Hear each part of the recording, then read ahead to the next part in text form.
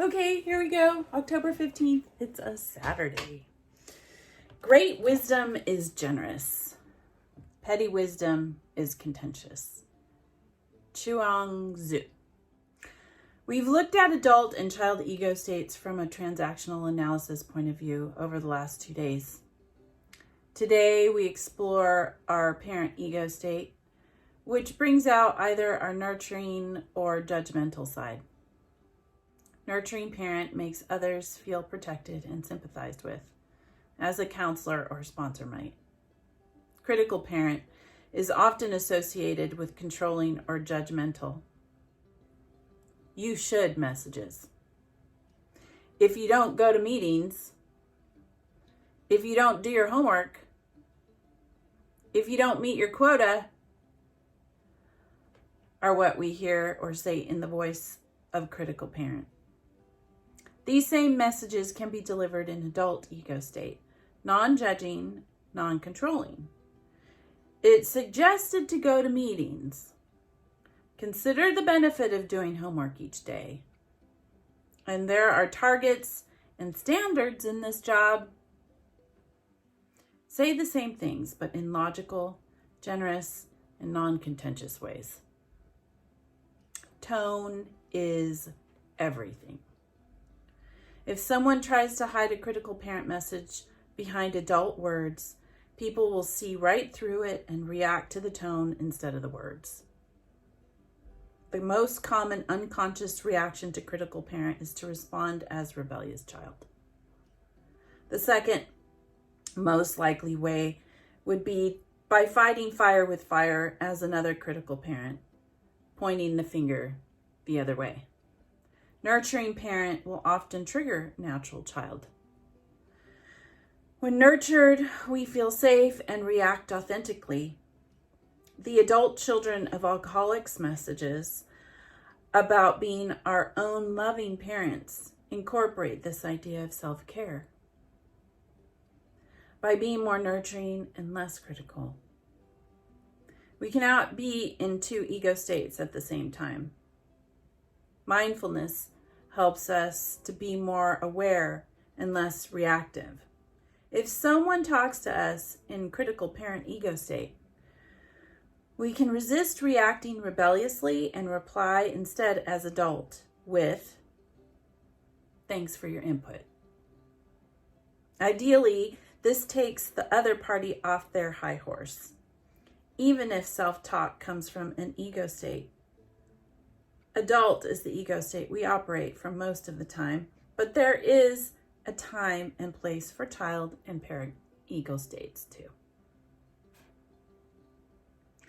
Do I understand my triggers?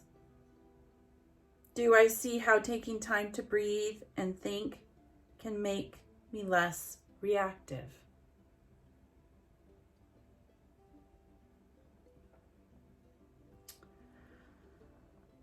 I put a couple of the psychologists that I found on the description below. I put their channels on there for you to explore. Because like you, I am learning, and I think that this would be helpful. I have heard of adaptive child.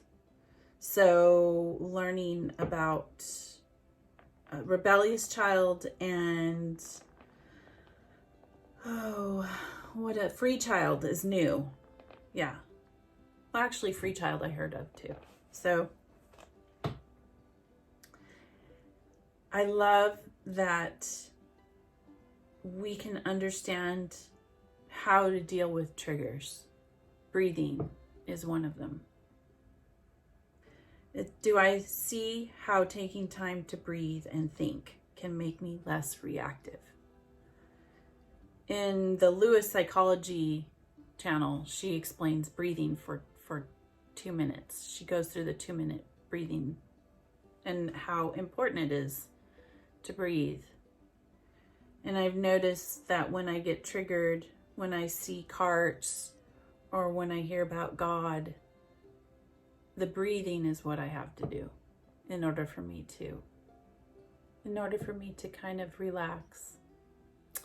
And as Jehovah's Witnesses, or when I was one of Jehovah's Witnesses, it was hard for me because I couldn't even understand meditation.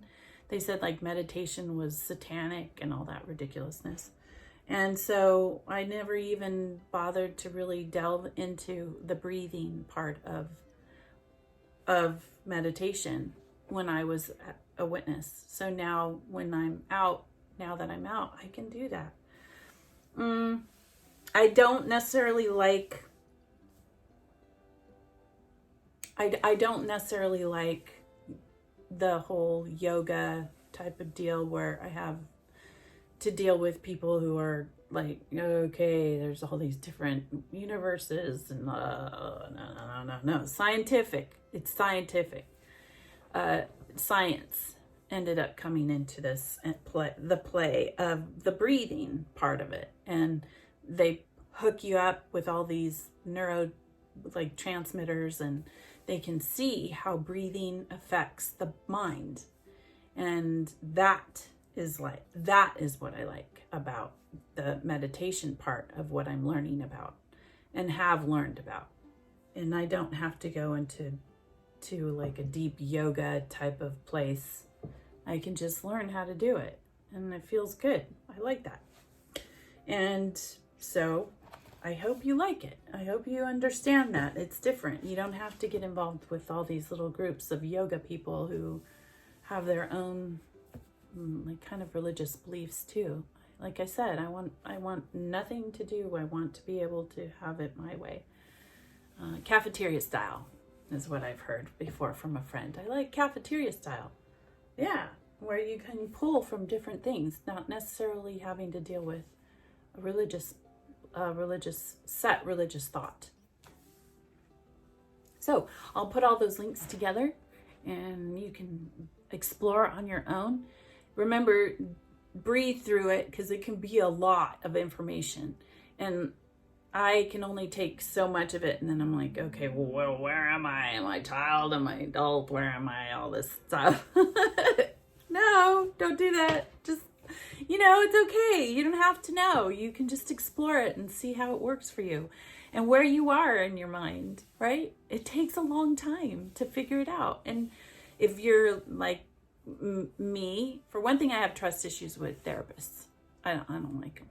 I think there's a really good Ted Lasso version of why he didn't like he didn't like the therapist, and it was because him and his wife went to a therapist and they broke up, and he had trust issues with that therapist.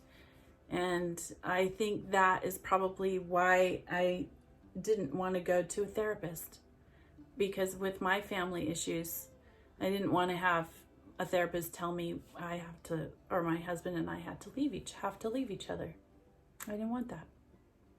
I love my husband. I had a deep sense of loyalty to my marriage, and I didn't want to leave it.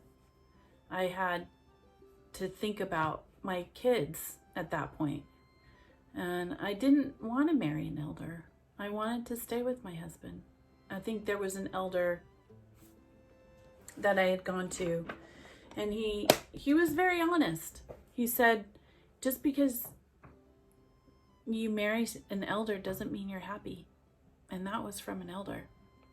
So, and now I'm talking about my cult in Jehovah's Witness culture. If you're not familiar with it, they have like these men that you go to, and they are called elders. They're like the top in the whole congregation of whatever that you have, 50, 150 people.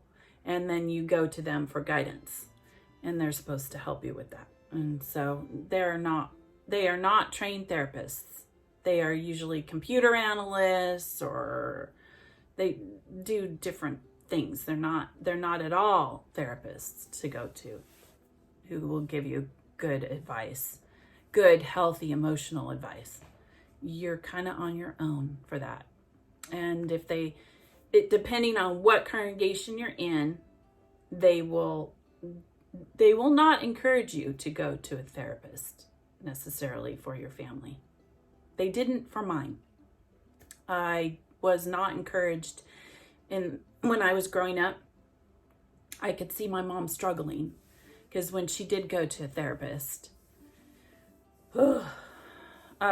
it was good for her, but bad for the rest of the family. Again, not necessarily a good experience when it came to therapy. So I have some issues with therapy. And here it's expensive in the United States. So I like to do my own research, and it takes time to find a good therapist, and I'm not discouraging that. So if you want to do that, that's great. I did it. Didn't really help me that much.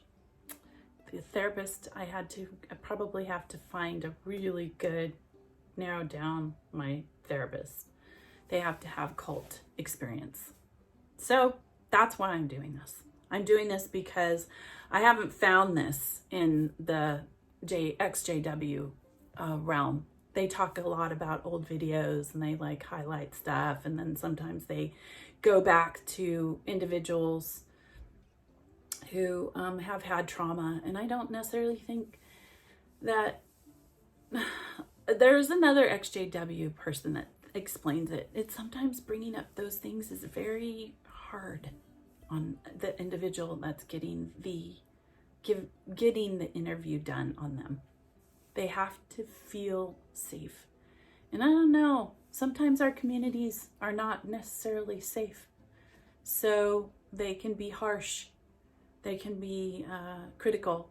When I was coming out and starting to criticize the Christian kind of community, they don't necessarily like that. And yeah, so that was eye-opening, and it made me run a lot faster away from it, because I thought, well, okay, this is not how it should be.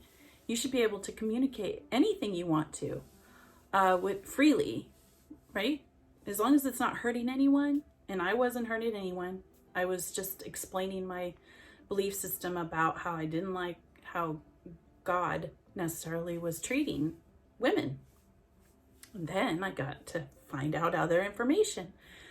And I love it. I love that. I love that I have that now. And I can just fly into YouTube and look up information, go to my local library, find more doctors that are helpful and understanding. So yes, much easier life now, because I am free. So I hope this helps you on your healing journey. And I went to a cool little art gallery. I'm going to put that up, and you can see where I went today. I went out to breakfast with my daughter, and we had a nice breakfast at Plumeria. I don't know if you're a local, you know what I'm talking about. If you don't, it's a cool little place, and it's pretty inexpensive, especially when we're going through all this crazy inflation stuff. And it was a nice little treat. And I will show you where I went today. Again, very local and just kind of down the street. It's cool. I love art now. I can spend time in it. So I hope you enjoy what I'm sharing with you today. Follow your bliss and be good humans.